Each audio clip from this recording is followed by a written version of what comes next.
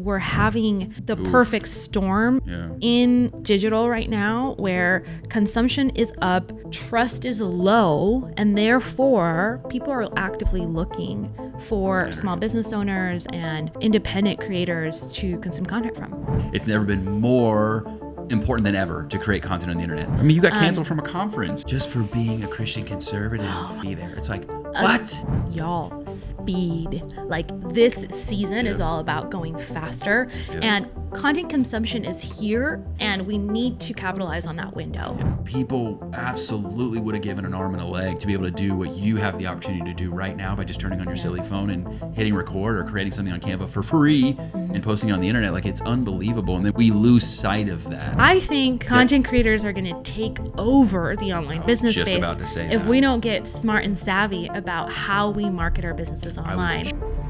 What's up, familia? It's Kim and Chris, and you're listening to the Business Lounge podcast. In each episode, we'll break down all the latest in online marketing, give you all the deets on what's working now to turn your content into customers, boost your leads and sales, and scale your business fast. All without compromising on what you care about most: faith, family, and freedom. And listen, it's all real, raw, and unfiltered. So let's start the show. Welcome back to the Business Lounge podcast. I'm your host, Kimberly Ann Jimenez, and I got Chris here in the house, as always, in this new season, which we're super excited to jump in. But guys, today we're going to talk about Kajabi's 2025 Creator Commerce Report. We're in commerce. We're in the business. It's been a long day, y'all. Oh my gosh. The business of commerce. We've been filming all day. We have been filming all day. All week, really. Yeah. But I'm sorry. Creator Commerce Report. And I think it's really interesting as online business owners to look at what is changing, what is trending in the creator space, because of course we share the content creation aspect with creators. And so there's some really interesting insights about how so many, surprise, so many of the creators are actually starting businesses. They're turning into CEOs. Imagine that. Imagine. You actually have to do business to make money on the internet. Surprise. I love that meme. Yeah. Anyway. You guys know what we're talking about. Some of you we'll have to have Belle at it here because it's just too funny. No, but it's going to be a good one. We're going to go into insights, takeaways, things that I think apply to us that we need to be ready for as we shift into this new era of content creation, which I'm super pumped about. Are you? Yeah.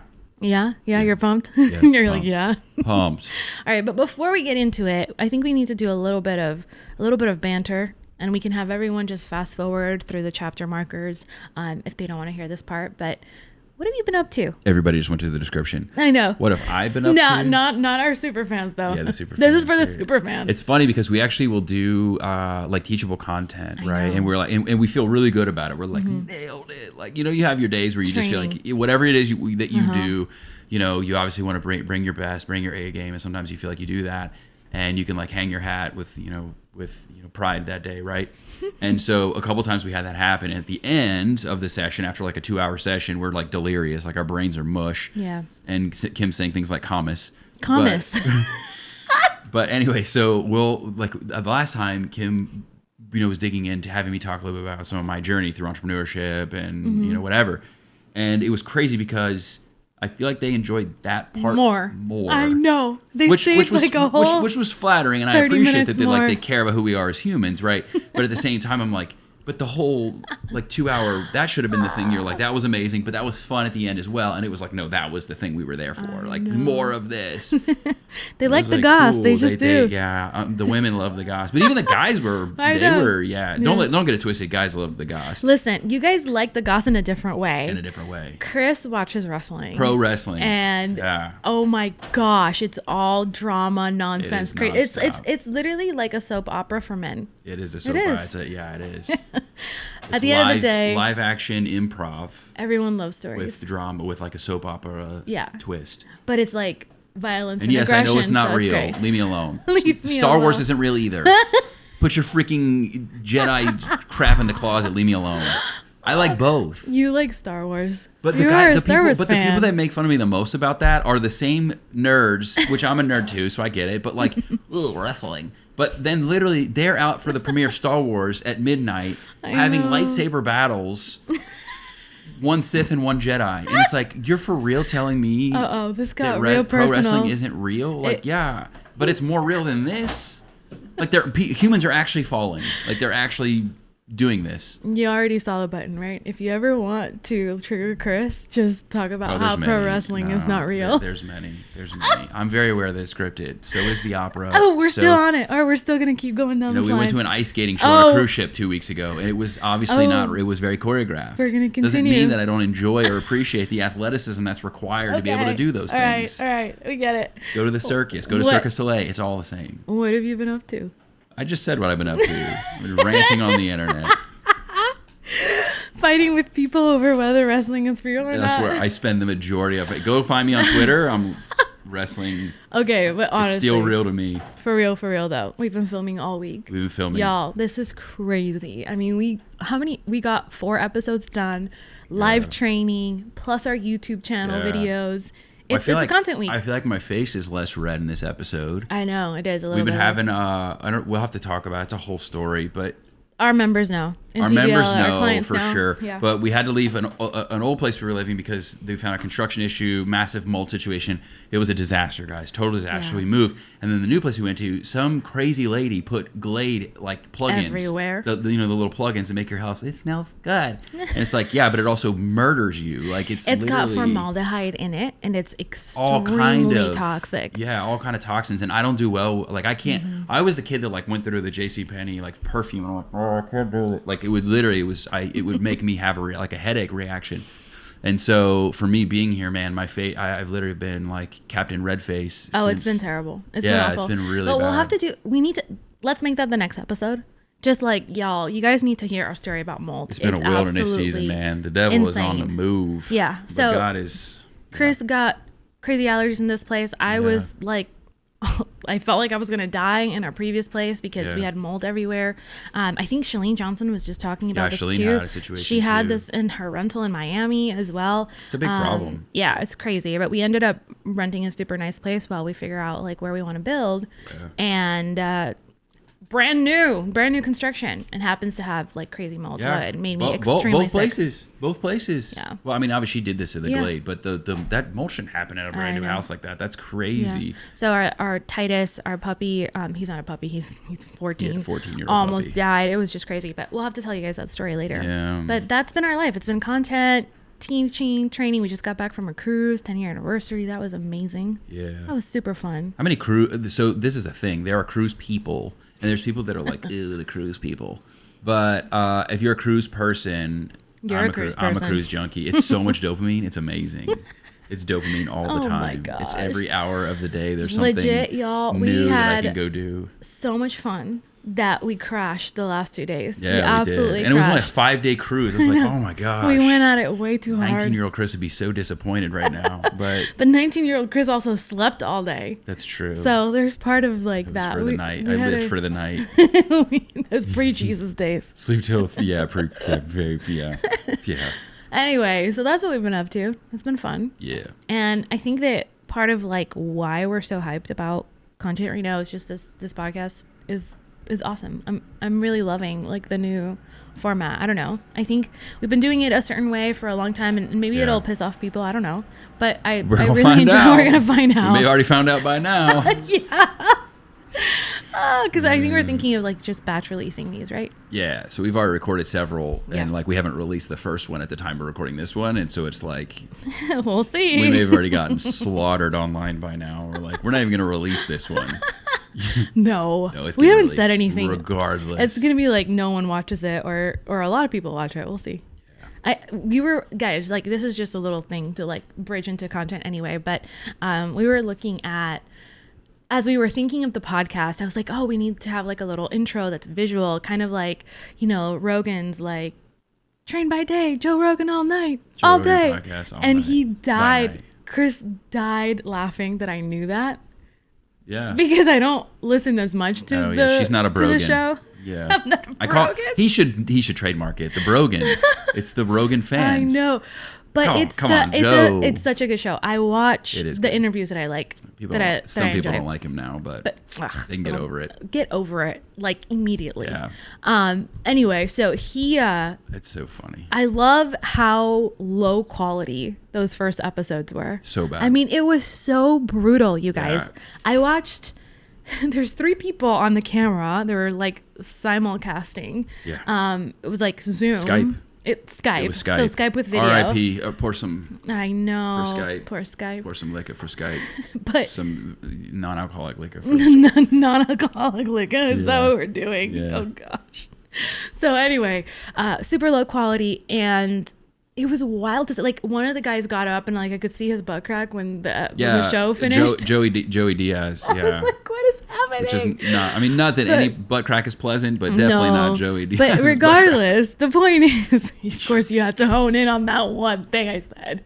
It was nasty. It's awesome to see people's start before you just see, like, where they're at right now. And I think sometimes we just compare ourselves so much with the content game and creating content and living up to, like, the influencer status or the content creator status as small business owners, where that's not our whole thing. You know, like, this is for Joe, this started as a side gig, like a side hustle, and it took years and years and years before it actually wanted it or intended. Yeah, he just like, it just happened. I just want to talk to my friends.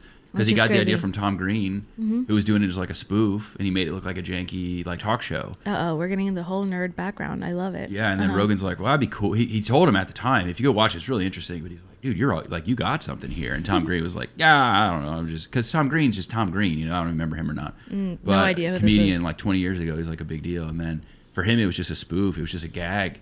And then, but the whole time, Rogan's like fascinated. He's like, you could see the light bulbs are going off. Yeah. And then some of the episodes where he started doing like in person, they had like a camera. It was like they had a camera like in the corner of a place. What were they thinking? And then there was like a pony wall, and then it's like Rogan half of his head, and you could just see like the top of his head. So the Skype was actually an improvement over some of the things that they had been doing. So Skype was like second gen. It was second gen, second iteration. Gosh, now we're talking about the biggest this. podcast in the world, in the history of the world. This is so awesome. And that's how it got its start. So we got to get out of our own way. I know we have some, we have a lot of females. It's marketing, so we have a lot of females that are attracted to a lot of what we do and content-wise, what have you.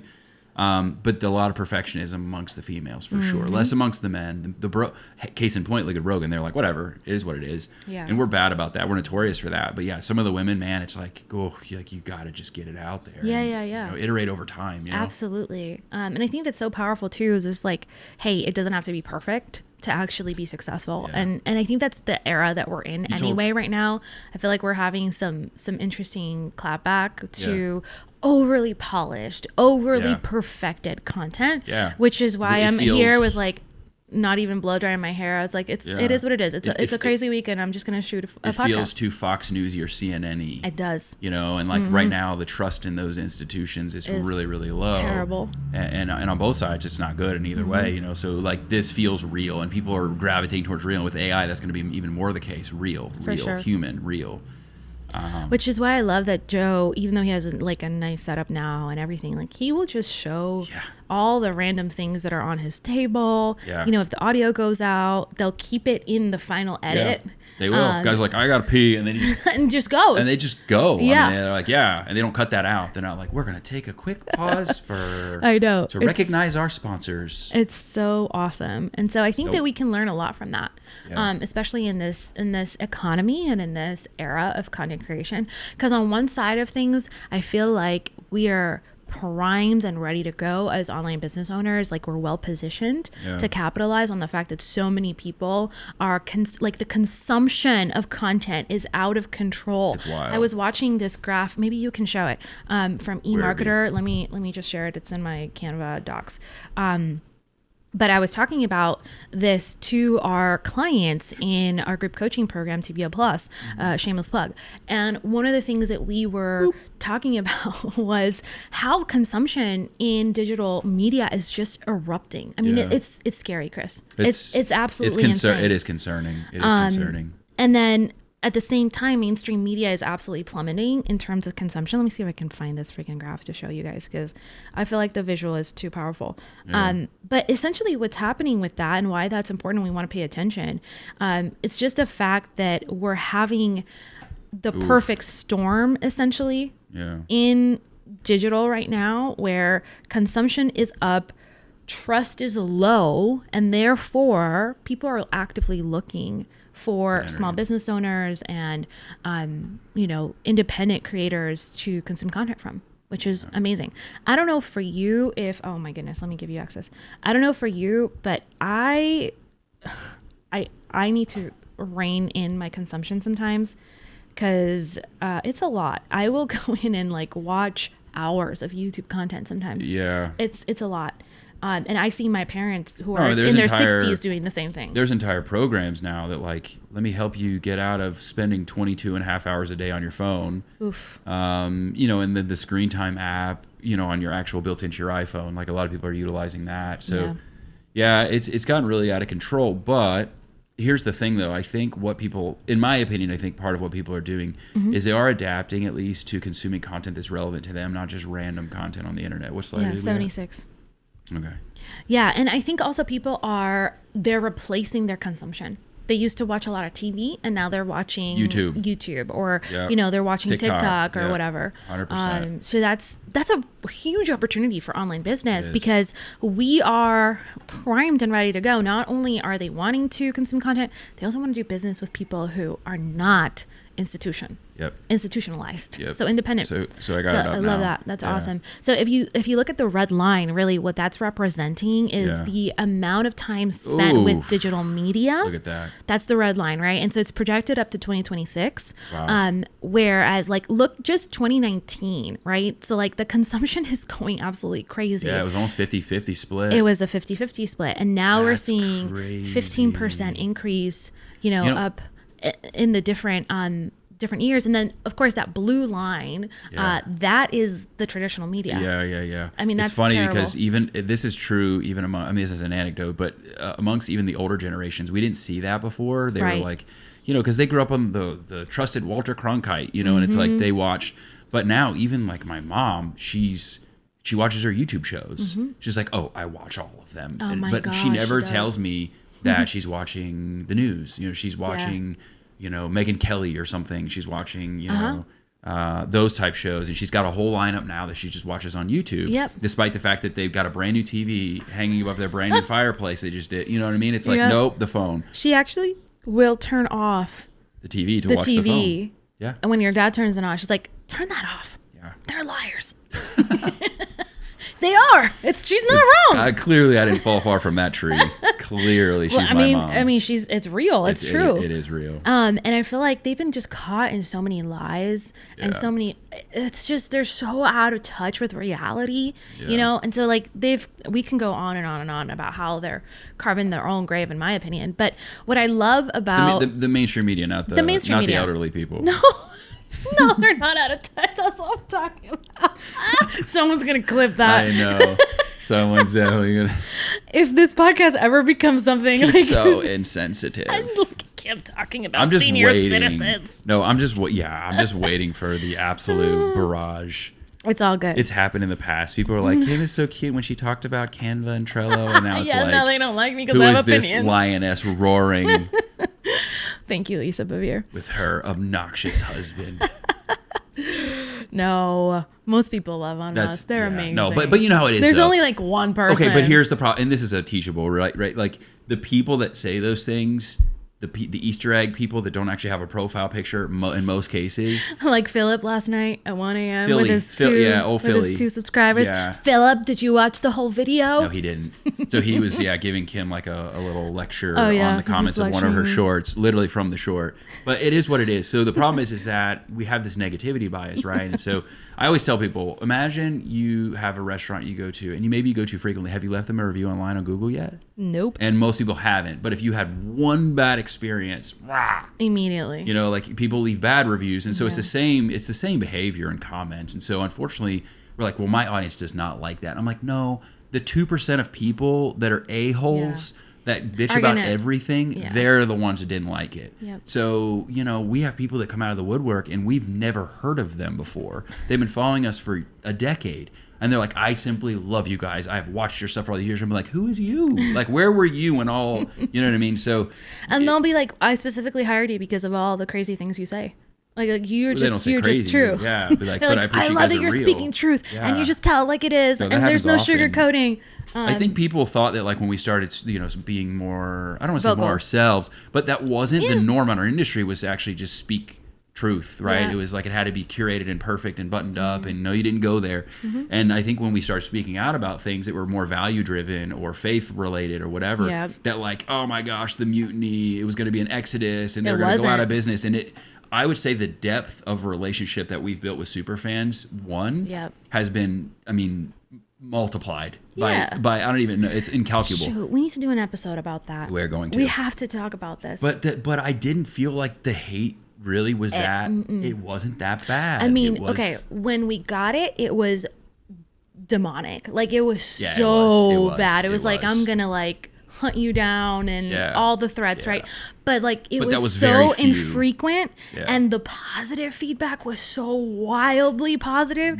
We were like, oh, people really are craving this. How much would you say the pros outweigh the cons? Like if you had to put a number to it. I would do it 10,000 times. I wouldn't run a business any other way. But I'm saying, like in relation to how much more positive. Oh my gosh, it was like both in frequency or both in volume, but also in percentage wise. Yeah, would you say it was like 90? Less than 1%. That's what I thought. Yeah, less than 1%. I was going to say 90%, but that was understating it. Yeah, less than 1%. 99% of it was nothing but positive. No, and I think we gained more customers than we lost. That were willing to a lot pay like super fan level. 100%. No, for sure. Just because the value alignment was so important. And I think, look guys, we're in a cultural moment, we're in a spiritual moment. We're not saying that like we did it to capitalize. We didn't do it for that reason. No, it wasn't even a thought. We didn't even, we were bracing for impact. We thought, okay, like we might get completely canceled. And then we realized, wait, no, you can only get canceled if you decide to get canceled. First of all. It's true. Second of all, I think we had more people who aligned with our values than we realized. Yeah. That was really cool. And then for me, we had a serious conversation about this, and we're like, okay, like if we're gonna die on a hill, it's gonna be this hill. Yeah. Like this is the hill we're willing to die on. It kind of had to be that hill. Absolutely. Once you lose the ability for free speech, it's done. Any nation state in history where that's happened, it's very soon thereafter. It's not good things. Yeah. So we saw the writing on the wall, and I think the Holy Spirit really was nudging us. Yeah. And that was the first. So that was crazy. For sure. I don't think we did it perfectly. I think we would have. I would have changed a few things, but ultimately, I'm very glad that we did it, and I'm sure at some point someone's gonna go digging it. Like they're gonna get mad about things we said, but like I think we need to evolve as a culture and understand like everyone changes their perspective. Yeah. Like everyone grows as you mature in your thinking, and you're allowed to change your perspective. And so, it was a wild ride, and we're still kind of on it. I found myself being really sentimental and nostalgic, and that's very unlike me. I'm more of like the future is, and I'm not saying the future isn't bright, because it is, but I found myself being a little bit nostalgic in some ways, and a little bit sentimental of like longing for it. And I think part of it is that, back in the day, like you would know, or you didn't know at all, people's differences. Like, if your neighbors voted a different way than you did, my parents tended to lean more conservative, and then my neighbors were Northeastern hardcore Democrats that moved south. And so we would actually just joke around about how they had a blue sign in the yard, we had a red sign in our yard. Like, it is what it is. And it was never like a thing. They weren't like, oh, these racist horrible, you know what I mean? Yeah. Like, it was like, all what? the isms and like, the no, aces. we just disagree on tax percentages. Like, that's really what it is. And we don't agree that like that maybe in some social programs that we think you're getting too much fun. Like, it was nuanced things that didn't speak to like you as an actual human, that you literally were like some savage beast that should be is unforgivable. Yeah. You know what I mean? Like, there's no redeeming qualities about you whatsoever. And I think it was because we didn't lead with that. I think identity politics, like, it defined who you are as a human 100%. Above all else. And it put you in a box. You're too. a red person, you're a blue person, and that's such tribalistic thinking. Kim knows I refuse to put myself in any boxes in any way in my life. Like, except the marriage box. Except the marriage box. #winning. Don't even try. But I will cut you. I'm just but, saying. but I don't know. I don't like, I'm a nonconformist. And I think a lot of entrepreneurs are that way. We're nonconformists. And that's why we're good at entrepreneurship, because we carve our own path.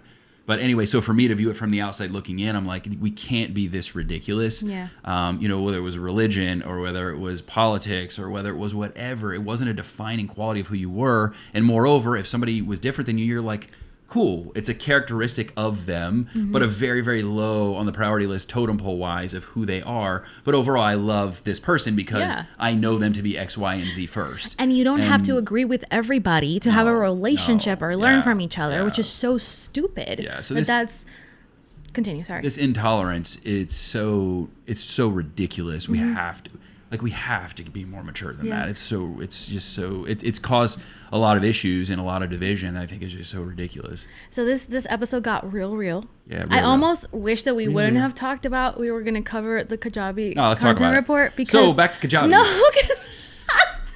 because we should have a whole episode just talking about this. Well, but I do think it's important to call it out because I just saw a lot of nastiness in the online space when all that was going down. I mean, you got canceled from a conference. I did. I got canceled. Just for being a Christian conservative. Oh my God. The person's like, yeah, you're right. You shouldn't be there. It's like, what? A conference that I had done before and pulled the highest numbers for charity. Anyway, the point is that this person was supposed to be the kind of person who's like they lived their values out loud and they were going to be uplifting to minorities, and that's why they approached you. All the super woke things. No, I had done it before. But originally, because this is someone else. You have to give someone else. Okay. Yeah, this is a different. Well, this has happened numerous times. This happened many times. Kim, the token Hispanic. Oh yeah. She's the token brown girl at our conference. Guys, see, we have a brown person. It's like, what? She's not brown. I'm My brothers. Look, I'm as white, like I am as European male. I know because I did 23andMe. I'm like 99.7% European, like Northern European. Are we really going down this path? Because you're setting me up for a real rant. I'm gonna go on a rant. No, I know I'm gonna trigger her. I'm gonna go on a rant. Don't get me started. Yeah. Anyway, the point is that it was just ridiculous and stupid and all around insane, and super immature. I was so disappointed by that, just because I thought, people need to see differing views right now. And people coming together to collaborate in the space where we have totally different views, and it's cool. We can talk about that. But no, you have to be like, the Trump supporter. Let's distance myself. Yeah. I don't know, like your audience is I'm like, my audience paid for all your stuff last time. Yeah. What are you talking about? Yep. Anyway, it's fine. It is what it is. But it's not fine. That's the problem. It's not fine. It's not fine, but we're getting through it. Yeah. And that's fortunately, important. I think the prevailing. I think things are shifting. Yeah, there's definitely the cooler. I think we got to a point where we're like, nah, this is too much. And I think most people. And I want to go down that rabbit hole because there's a whole and still people will be like, I'm so disappointed in you, and it's like, I'm disappointed in you. Yeah, I'm disappointed that you can't handle someone else's perspective, and I didn't invite you to be here. Like, the door's right there. Like, keep scrolling. It's all good. Like, I love you. I have no problems with people who think differently than me, but I do have a problem when you start jumping on my platform and trying to tell me how I need to think on my platform. No, some of our most long tenured super fan clients are like almost on the exact opposite of most of our positions. Oh yeah. Like, and we have like incredible relationships. No, and it's a beautiful thing. And I think you learn from people's, like, look no further. People used to be like, how's it being in an interracial marriage? And I was like, Chris, but you're just, what is happening with this episode? Where are we going? Yeah. I'm about to go crazy here. But I would. I don't think YouTube can handle what I'm about to say. No, we're gonna the show's gonna do well, and then it's gonna get shut down. That's what's gonna happen. You're gonna have to find us. You're gonna have to find us deep on Reddit or something somewhere. That's the only place we can live. Oh my god. Yeah. But future episodes will be on X only, because that's the only place we can be platformed. Rumble. Find us on Rumble. I'm gonna die. But I will say, I will say this though: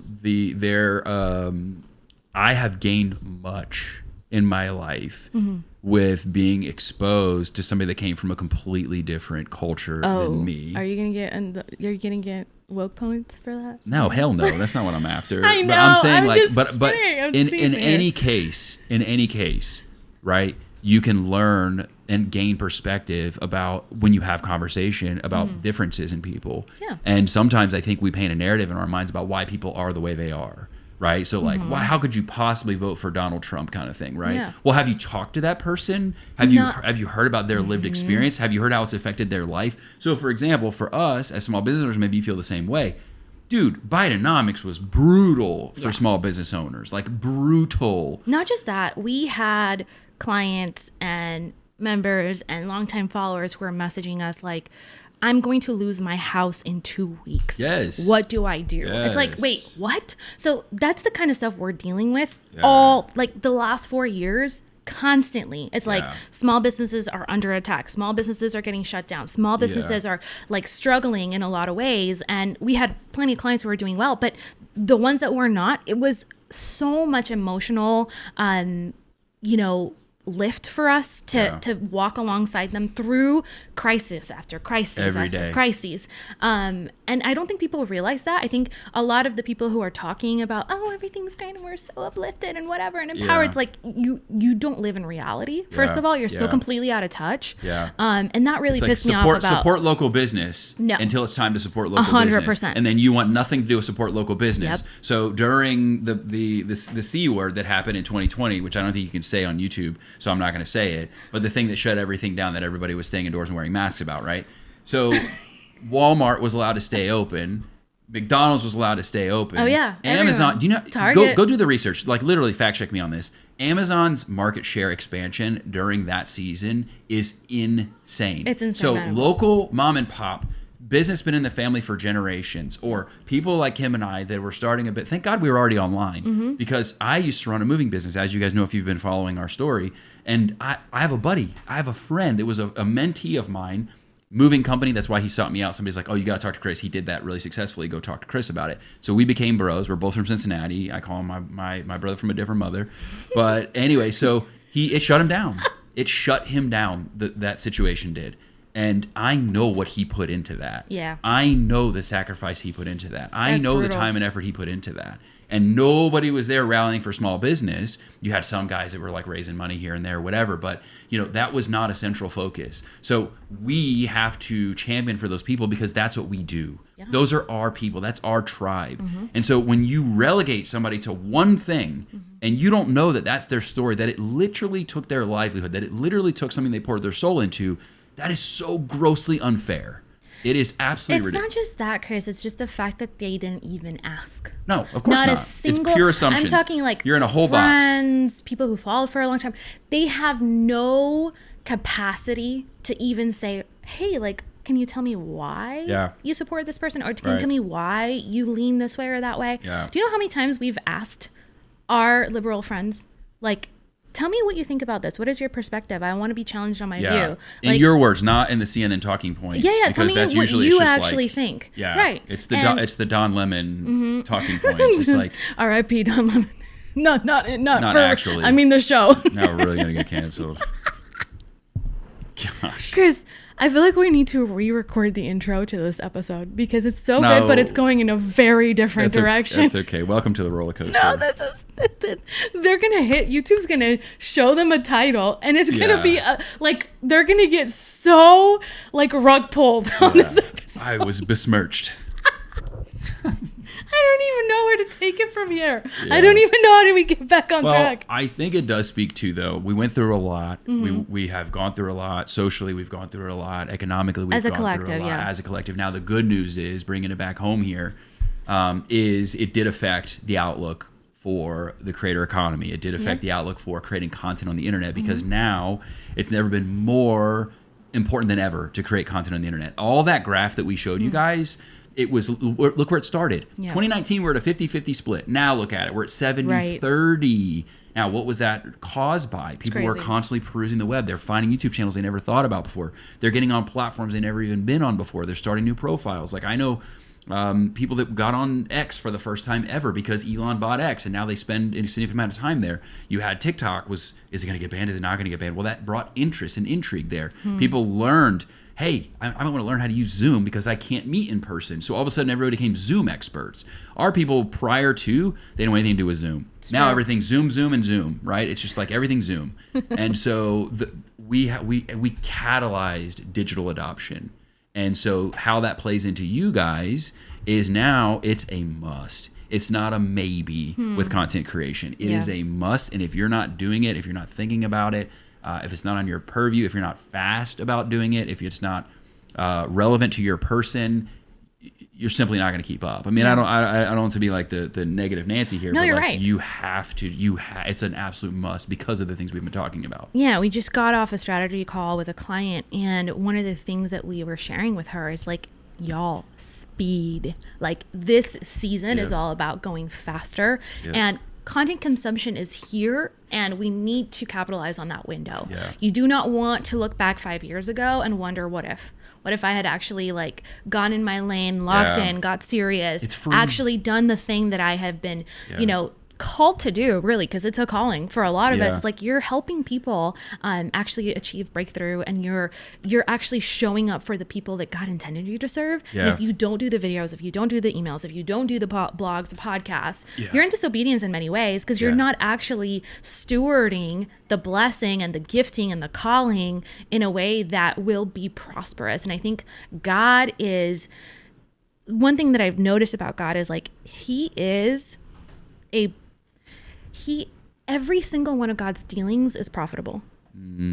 Like he doesn't do things that are not going to be profitable, that are going to serve a purpose, even when it seems like he is, and he does, I mean, obviously crazy sacrifices for humanity, right? Yeah. But he actually thinks of us highly enough. He loves us enough to commit this beautiful act of grace and kindness and sacrifice, but it is profitable for him to do it, meaning like there is going to be it'll bear fruit. It's going to bear fruit. It's going to actually be something that grows beyond him. And I think that's a beautiful thing, because I think sometimes we only think about we need to steward the gift and keep it, kind of like the parable of the talents. We're going to bury it. We're all nonprofits because it's safe to bury it, right? It's risky to go out and do something that can expand it and make it bigger and actually multiply the gift.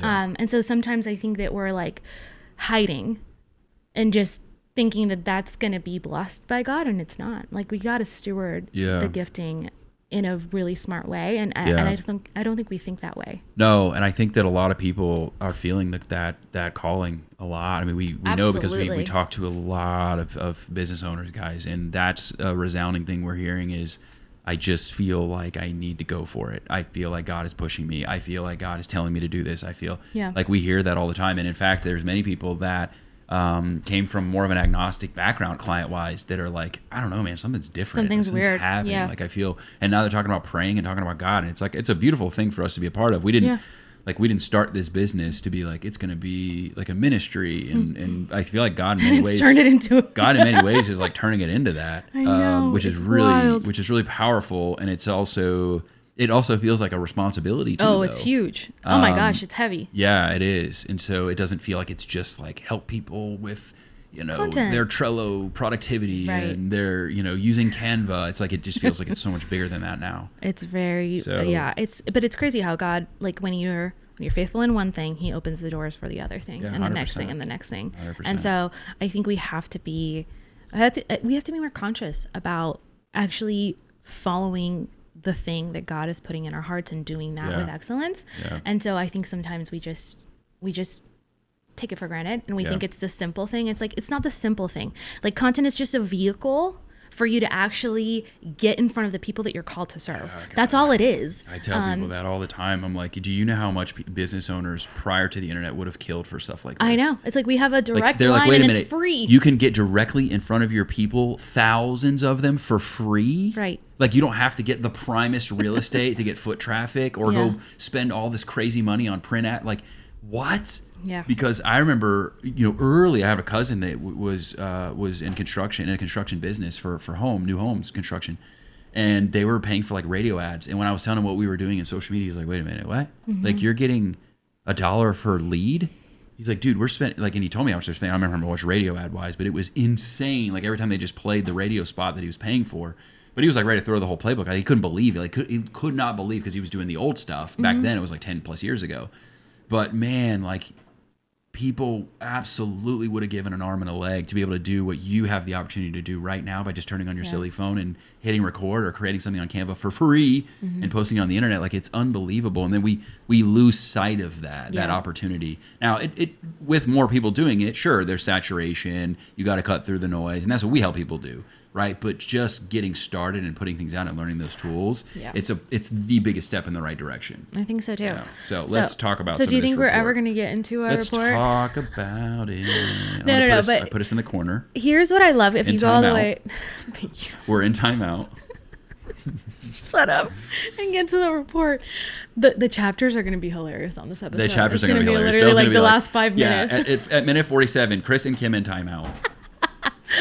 Okay, so really interesting report from Kajabi. Remember, guys, that like they're actually positioning it to set up their platform, and that's important to kind of understand here. But I love that Kajabi has a lot of data, and so one of the ways in which they're sharing this, I think it's really funny. The creator economy was built on creators, not for them. Exactly. While social platforms have crashed in on the talent, time, and influence of creators, have cashed in, the real value has always come from the people behind the content. Yeah. Now the power dynamic is shifting. Yeah. Right? Creators are stepping into their full potential, not just as influencers, but as entrepreneurs. Hey. They're owning their audience, their products, and more importantly, their revenue. Now, here's the thing. This is what we've been talking about for literally 5 years. I know. We even have, maybe we should show our influencers versus entrepreneurs graph. But essentially, it's crazy to me that all this time, we started with the influencer game, and then that shifted into like, I'm not an influencer, I'm a content creator, because there's artistry behind, in my opinion, the way that I differentiate. It's like, if you're an influencer, you're usually like on the internet talking about how great you are and how beautiful you are, and you're posing on Instagram and you're modeling, and then you're sharing products, right? But content creators have like an artistry behind their content, and that's where most people like come in with like, beautiful cinematic YouTube videos, crazy B-roll. Like, there is a craft to creating content, and content creators have like dominated that space probably for like the last 4 or 5 years. True. And now things are shifting, and I always, we get a lot of creators come into our membership or our courses because they want to start a business, because or plan for coaching now too. For coaching, but they don't want to continue having to work for other people. Meaning you kind of basically live on brand deals and sponsorships. Working for the next brand deal, and that sucks. And they're always lowering the bar for you. Always lowering the bar. I mean, I'm seeing a shift in that though. I'm seeing it get a little bit more competitive. Yeah. We'll talk more about that, but essentially, like, this is a huge nod to online businesses. The way that I think of it, Agreed. Because for a really long time, I think online businesses have felt, and that's who we talk to. People get mad at me when I talk about influencers versus entrepreneurs. I don't care that you get mad. I'm not talking to influencers. I'm talking to business owners. And so for a long time, we just modeled what influencers were doing, for content creators are doing, and we need to understand that we're running a very different business model. Now creators are starting to step into the entrepreneurship game slowly, and I'm like, guys, like, why have we been so slow to this? You got to control your revenue streams. You can't just rely on the platform or a sponsorship deal. But that's really come to a head this year. I think too, commerce, as Kim would say, commerce is changing a lot. And so, we have internet money now. Like people are trading coins that they launched this morning from their bed. Exactly. That are literally named Fart Coin. I mean, I'm not joking, guys. One of the biggest gainers this year in cryptocurrency was named Fart Coin. For real. So we're still adapting to these digital environments. What has value, and some people have a really hard time adapting to those things. And so, as a guy that's running a Twitch channel playing video games, which I am engaged in, I watch a lot of these guys. they're making tens of thousands of dollars sometimes in a stream. Right. In a stream, like, are they entrepreneurs? Right. And by the literal definition of entrepreneurship, I would say they are. And so I think the creator... I would not. Okay. Here's why. They're self-employed at the very least. They're self-employed. Yeah. 100% they're self-employed. Because they don't create anything new? No, I think for me, one, it's how do you run your business? Are you serious about it? Most of these Twitch gamers, it's actually a bad thing if they monetize at all. And so basically they're living for tips. This is what they're doing. Yeah. They're living for tips. That there's no business model. Yeah. And they don't treat or act like a business in that they don't have an actual structure. Then they I don't would have say team, that the umbrella then is self-employment. My second requirement is you need to create something of value that solves a problem that's independent from your content. Yes. Meaning, do you have even merch? Do you have merch, right? Like, do you have anything that's a product, right? That solves a problem, that creates value. There's a value exchange that is tangible. Yeah. Because I think the problem is that we got into this idea that, and maybe this is going to change. I hope that it changes. Yeah. I think content in itself is extremely valuable. I think media has monetized content forever, right? Like that's what news shows are. That's what the newspaper is. That's what magazines are. Yeah. But only if you own the distribution, and you don't. True. So essentially, content creators are a show, right? They're a show within the network. Yeah. They're not the network. It's like network marketers. Exactly. Yeah, they sell somebody else's product. They sell someone else's product. So you're basically like an independent sales rep.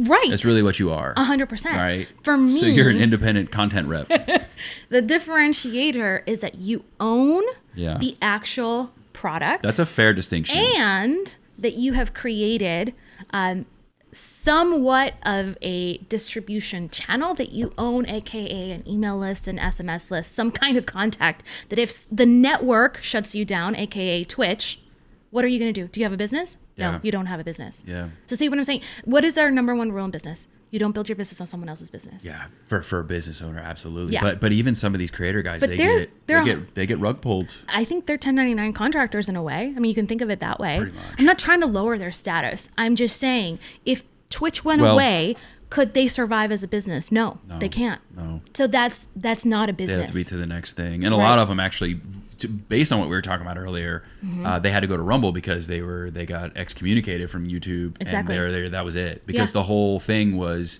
them just streaming on YouTube. Right. And just talking about whatever, culture, whatever. Yep. And then they literally had to move their entire audience, and they only retained a small fraction because you're asking people to adopt a new platform that they're not accustomed to using. Yeah. So maybe in that case, would you think they have a business because they were able to move their platform over to someone else? Right. So no, I don't think so.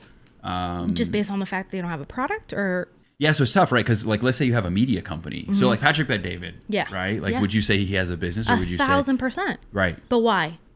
Because he has a distribution channel. It's not just the Patrick Bet-David show doesn't just live on YouTube or on the syndicated networks. He's just utilizing those. He can utilize them, and at any point in time, if he decides he's going to launch his own app and be completely independent, he has a big enough audience to where I think people would actually follow him there, not just community-wise, but like email list, text list, an actual business asset. Yeah.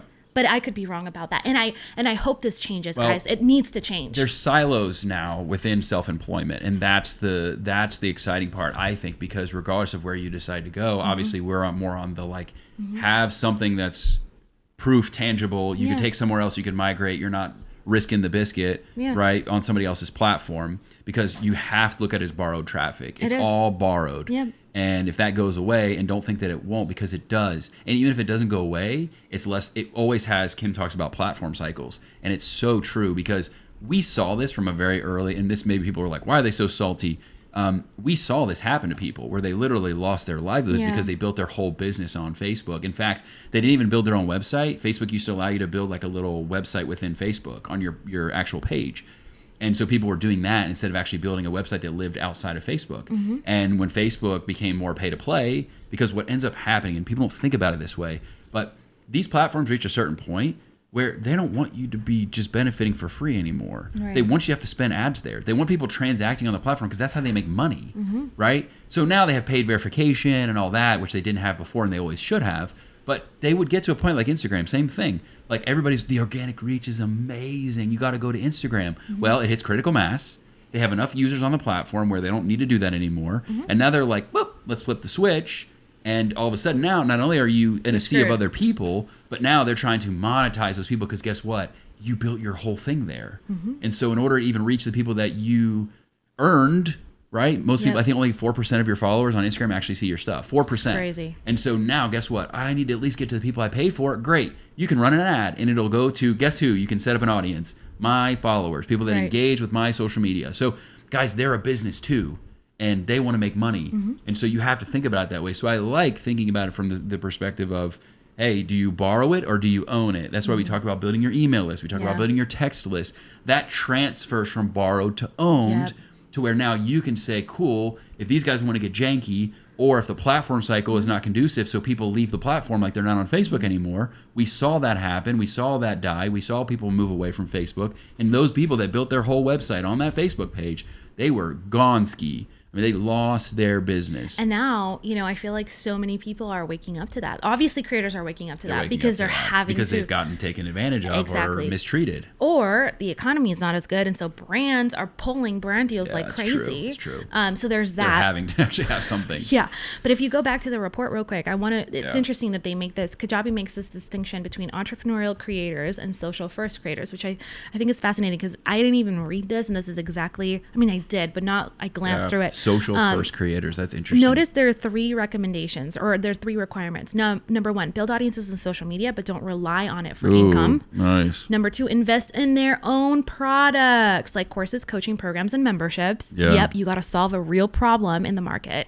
And 3, own and control their revenue streams rather than depending on social platforms. Yeah. So important. Where social first creators rely almost exclusively on social media for income, generate income mainly through platform payouts and brand partnerships, have limited revenue control due to dependency on social platforms. Chris, how long have we been talking about this? Oh my gosh.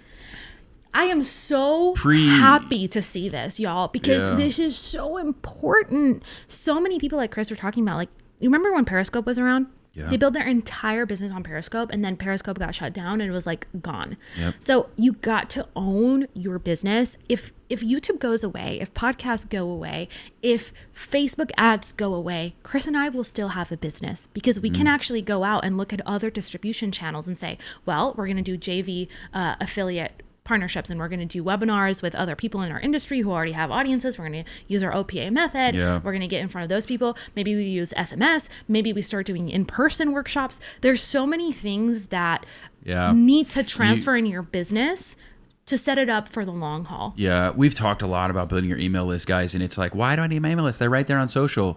It's like, no, imagine if you were out at a conference and you wanted to get people on your CRM so that you could follow up with them. Yep. Right? Like, sure, you can continue to go back to the conferences and communicate with them again.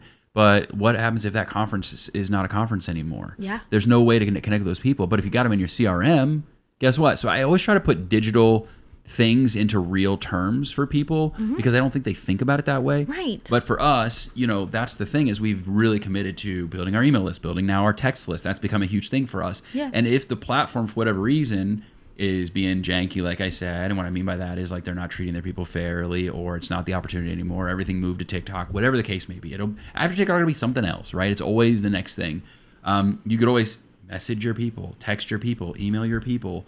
Hey, we're here now because we follow up via our CRM, which is really what having an email list is. It's just a massive CRM, really. That's one of the reasons we launched our own app in 2022. 100%. Get them on your app. Get them in your environment. Now that's owned, not borrowed. Exactly. So if you scroll down a little bit more, I want to go into the more platform instability, the more creator anxiety. So we're seeing a lot of platform volatility. You see fear around platform volatility has increased by 2x over the last year. Yeah. Particularly, I think what they're referencing is a TikTok ban. Yeah. So it says social first creators, meaning people who do not have actual businesses, have a 400% or express a 400% higher concern about the ban than they're positioning Kajabi creators because they're talking about entrepreneurs, like business owners. And so y'all, Everyone needs a business. Everyone needs a business. We've been saying this forever. It doesn't matter, whether you are a creator style, persona, or you present yourself as a business. You need to have a business on the back end. It's no longer okay to just rely on social media. And this is the anxiety that's coming when the real stuff gets real. So we're in a cycle of like bad economy, crazy instability institutionally, low trust, all the things that we've been talking about. Now the actual market is demanding proof of work, meaning they're going to do business with people who can actually deliver results, and you need to have a product. You need to solve a problem. Otherwise, the market's not going to pay you. There are some statistics that were coming out around the time that the TikTok ban was going into effect, and it was like such and such amount of people are going to lose their livelihood or lose 80% of their revenue.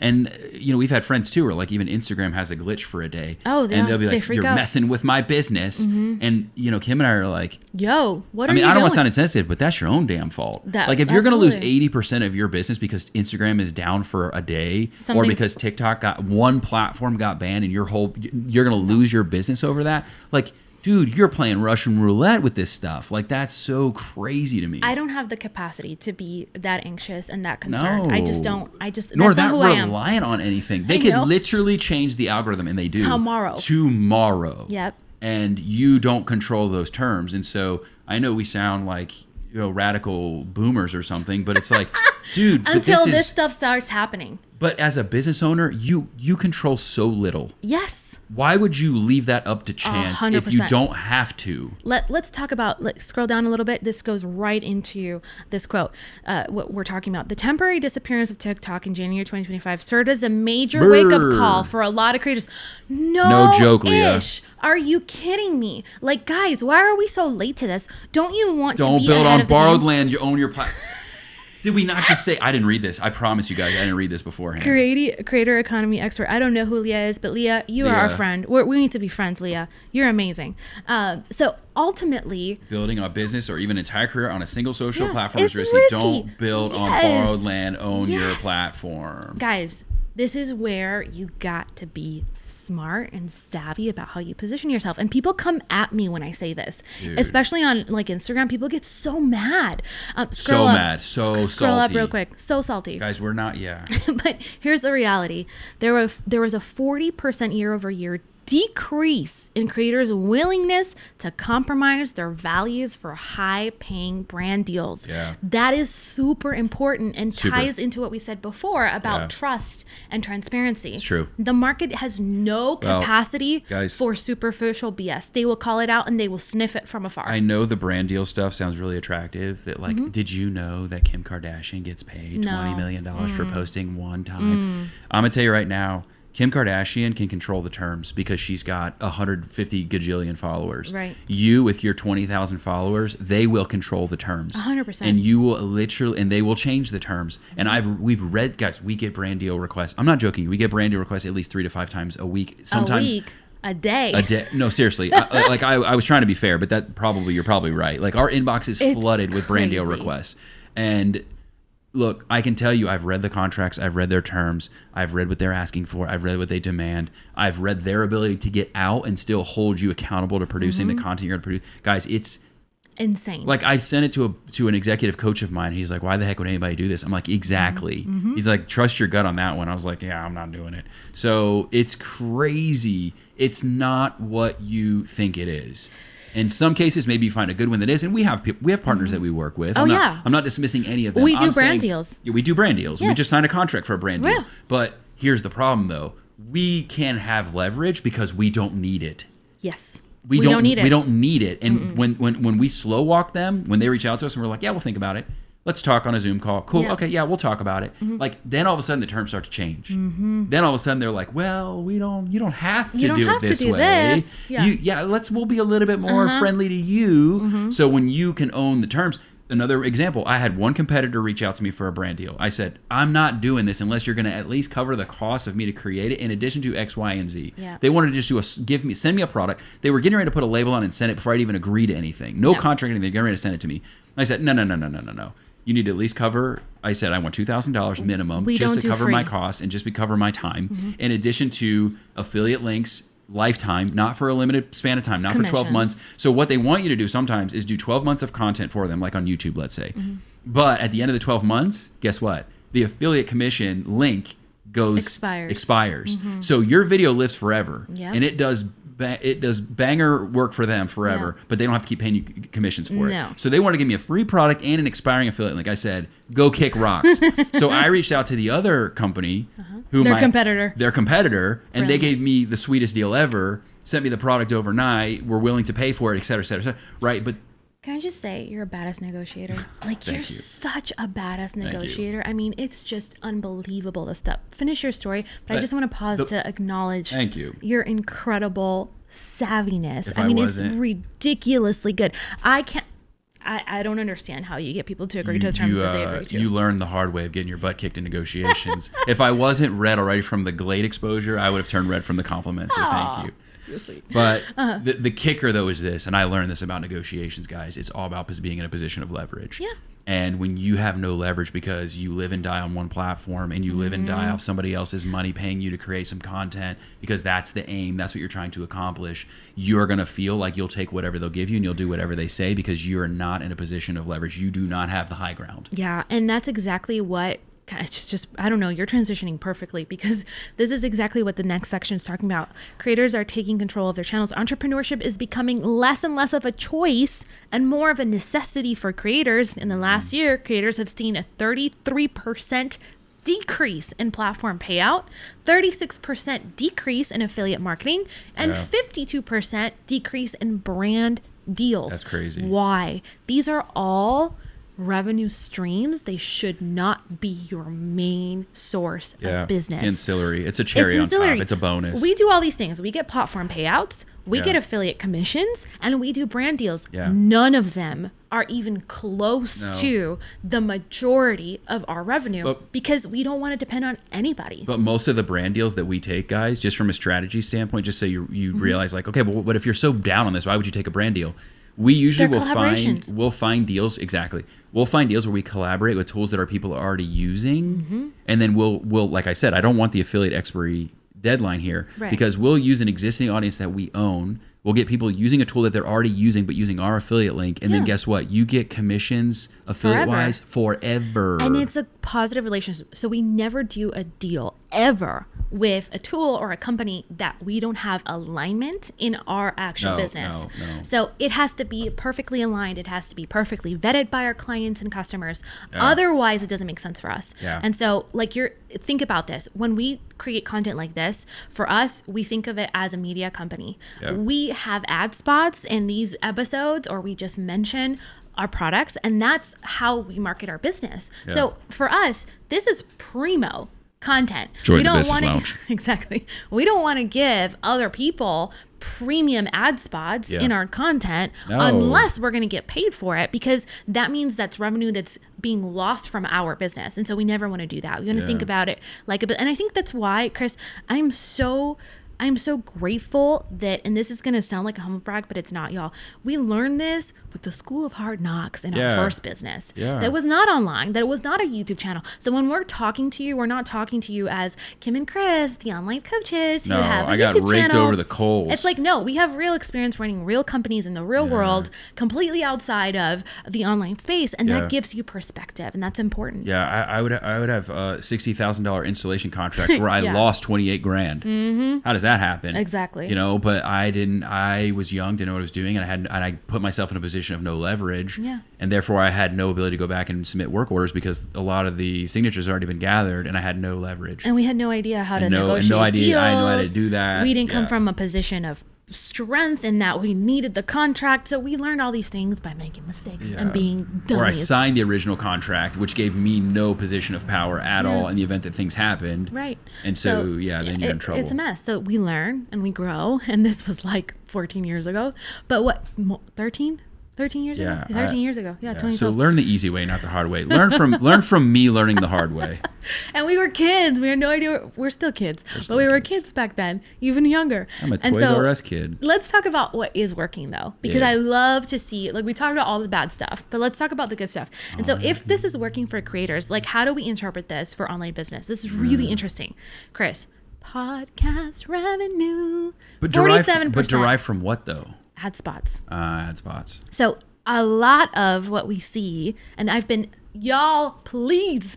I did an episode. Probably AdSense too if it's a video show Sure. on YouTube. Yeah. I did if it's a video podcast. Yeah, video pod. So I don't know. They didn't specify. So I'm assuming it's from Well, ad spots, send a thank you letter to Joe Rogan for that one. Seriously. I was gonna say we've been putting out some episodes on this, guys. So like last season we talked about why you have to be on long form and how it's absolutely crazy. We talked about Trump and his whole entire campaign and how smart it was that they leveraged podcasts.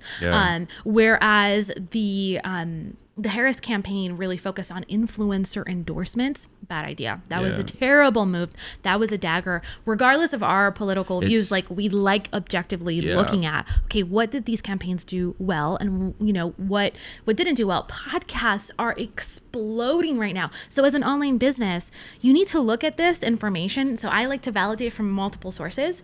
One, I want to look at political campaigns, and I'm not saying you do that every year, obviously. Like, they only happen every 4 years. You can. You want to follow the hyper-local. Let's not do that. Yeah, but the Leslie Knope campaign. I want to see the ones that have billions of dollars backing them. That's what I want to see. Because that's like, there's proof in the pudding. Yeah. And so, for me, looking at like, hey, let's look at creators, what's happening in the creator land. Let's look at influencers, what's happening there. Let's look at the financial sector. Let's look at also what's happening, you know, in these big, huge corporate campaigns. Podcasts are exploding. Why? Because consumption. People want to consume content from independent creators. And so I think that that's a really important lesson for us to learn. This is why we're launching the podcast on YouTube. Wow. It's part of it. Practicing it's what we important. preach, guys. Number Follow 2, the numbers. Follow the numbers. Digital download sales. 20% up in digital download sales. So this is so interesting to me. Yeah. I think we're seeing like the bottom and the top. Just we talked about this. Are they buying these with Fartcoin? I'm just saying low ticket stuff is selling really well because the economy is crap. Yeah. Or high ticket stuff because players with money want to invest. Yep. So I love this digital downloads. If you don't have a shop already, you should have a shop in your online business. Educational content. Even if you're just putting resources that you use inside of like your coaching program, you could sell like your mechanism that you put into a PDF resource or something like that. People, and that's pretty much AI proof. Absolutely. Now I am having a hard time with the educational content in the membership group how part that's of it. Different. No, not how it's different, but more so that I don't think that's like, I think the creators are really late to this game. Yes. Oh my gosh. They're almost like too late to this game. Too late. Yeah. And so courses are dying and memberships are dying in their current state. So when they say educational content, they're basically saying courses. Or lumping it in there. Yeah, right. That makes sense. Yeah. And I'm not saying that courses can't be profitable at all. We still make money from our courses. Yeah. But you have to infuse an element, I think now, of hybridizing, where like you're actually showing up live, answering questions, doing some hand holding, some implementation. I think the value prop of just more information isn't the thing right now. Yeah. So I think creators are going to find that out because they're a little behind. A little bit. But for online businesses, like this is how we would translate it. I think you got to have a cool element. I would have loved to see, well, obviously this doesn't apply, but I would love to see a number of coaching, because 100% coaching increase would be but I don't think creators are at the place where they feel like they're established as a business enough to actually offer coaching. Very few of them do. Right. But I think that would be a really good, you're right. Building revenue streams independent of social platforms gives you peace of mind when it comes to cash flow. Did these people just borrow quotes from us from the last 5 to 6 years?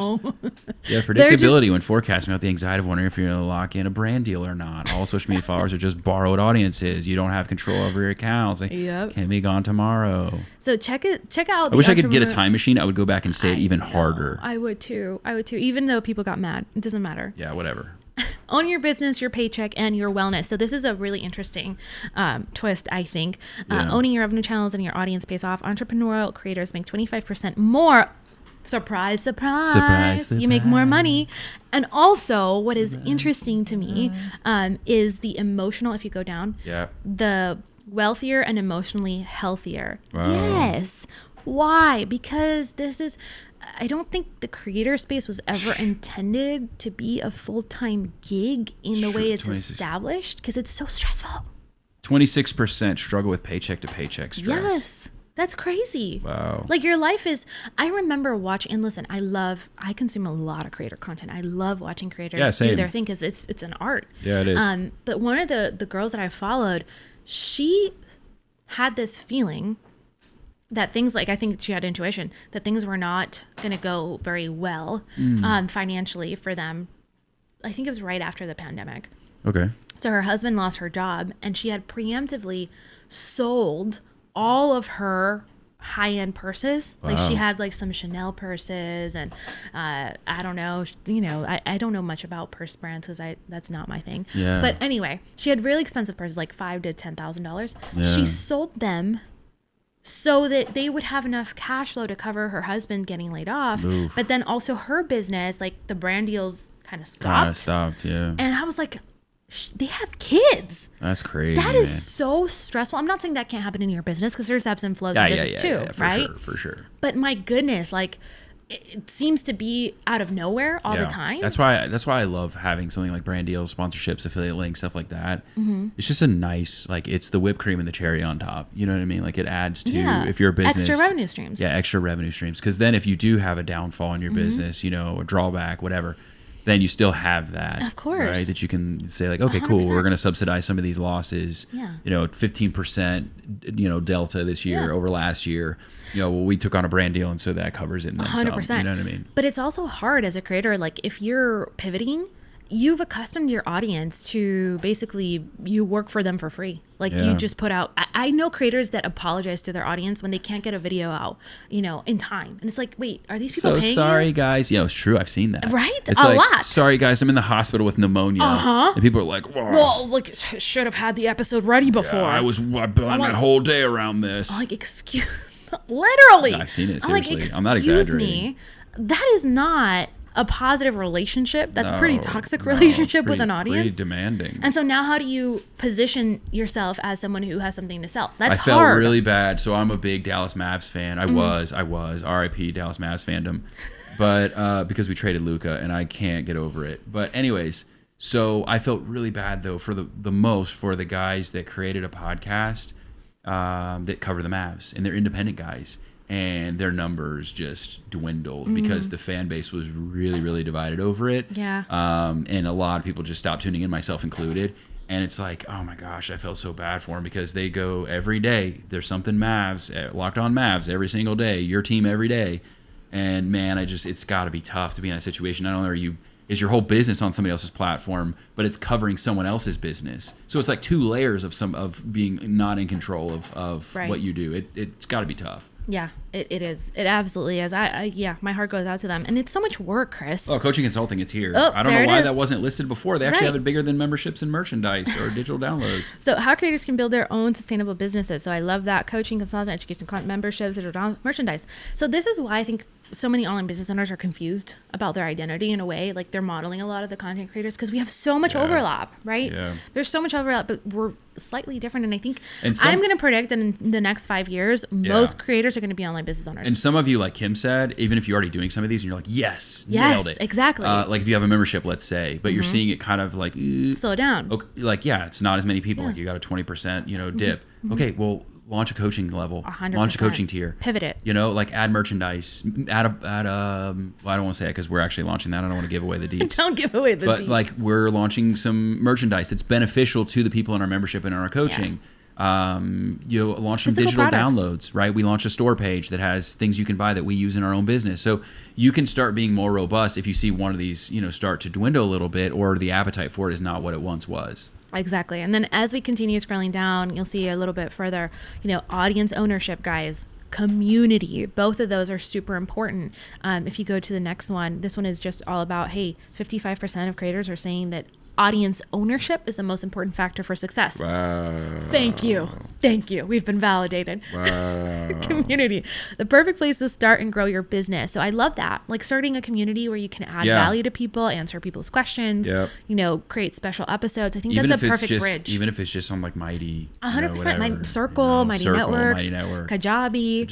Yeah. Exactly. Exactly. Well, since we are on Kajabi. That's why they're saying it. Yeah, exactly. Niches. Niche it down. Scroll down a little bit. We get there you go. Niches. Specialize to monetize. I actually love that. Specialize to monetize. It's true though, and people want that. So I talked about tribalism in a negative sense before. Let's talk about it in a positive sense. Right. So when there's chaos and uncertainty in the world, people like to feel like they belong to something and they're understood and they share values and all the things we said. Like the reason that people were aligning so much with us is because in a sea of all of this uncertainty and all this chaos and all these people fighting, they felt like there was one place where they belonged and they felt accepted and understood. Yeah. And so now bringing this into what we're talking about here, if you niche down into something, one, people feel the tribalism works in your benefit. Two, and this is a really important second factor why this is going to be a double whammy for you, people want what they want and they want it now. Yep. And that is going to continue to be the case with AI. And so if you're niche, if you're too broad, people are not going to take the time to exhaust calories to figure out that it actually is for them. Or they're going to come into your community or in your coaching and be like, oh, this isn't for me. They're talking about coaching and I sell physical products. Yep. Right? So that is going to really serve you well, both in making sales, but also retaining people and building tribe, which people are longing for because they do feel like they belong there, but also they know immediately it's for them and it's selling something that they want. That's really important. So I'm glad they recommend this. 100%. And what I really like about this whole idea is that it just builds on basic business principles, y'all. Yeah. It's just basic business principles, really. Yeah. Price is right. Smart pricing can fuel growth. Yeah, it can. We did a whole episode on pricing. A previous episode. We'll link it here for you guys. But how do you actually position your pricing in a way that gets people excited to buy from you? That's important. Yep.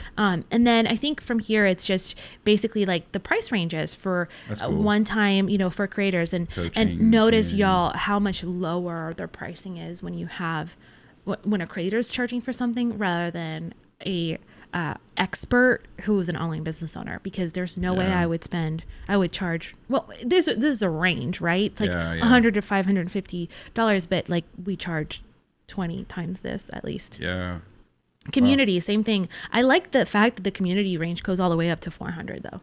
That's pretty legit. Yeah. And so courses up to 250. See how the Mag Daddy courses are dying, guys. Please don't build a $1,000, $2,000, $3,000 course. That's not working anymore. No, it's not. Even the leaders, that's not just us saying that. The leaders in that space for decades, they're having trouble with those. Yeah. And so the next one is just basically about bundling, and that's basically the report. But these are really good validation points. We'll drop the link in the description if you want to read it yourself. Yeah, if you want to read it yourself. At your own pace. But man, I think we talked about a lot of things. The moral of the story here, as we land the plane, like Chris talks about. I love when she says land the plane. It's my favorite. Chris could be here for 5 hours. When she says land the plane, you know what that is for me? It's the adult equivalence of being like, it's bedtime for a kid. That's what it is. I'm like, no, 5 more minutes. We need to get you like on your own show for like longer, because you could be here for 4 hours and I'm here for it. Yeah. So basically Kim just told me my introverted self. It's bedtime. My introverted self was like, I'm dead, dude. Yeah, I can't do it anymore. Passing out. She's like, please land. No, but really the biggest takeaways, guys, is just this is validation for direction in the online space. We use this as essentially some benchmarks of what's working, what's not working, how you need to pivot and adapt, because listen, what you don't want to happen is the content creators are positioned to have an audience. They already have content systems. They're already consistently creating content. They get it. I think content creators are going to take over the online business space about to say if we don't get smart and savvy about how we market our businesses online. I was just about, when they're getting smart, when they learn that game, I'm telling you, they're coming for that cookie. They're coming for that cookie. We're ahead. They get it. But they're going to close the gap. One of our clients, I was just looking and I saw some younger people entering the space. great. And they are doing marketing very, very, very, like they're doing all the things that I've been telling her she needs to do.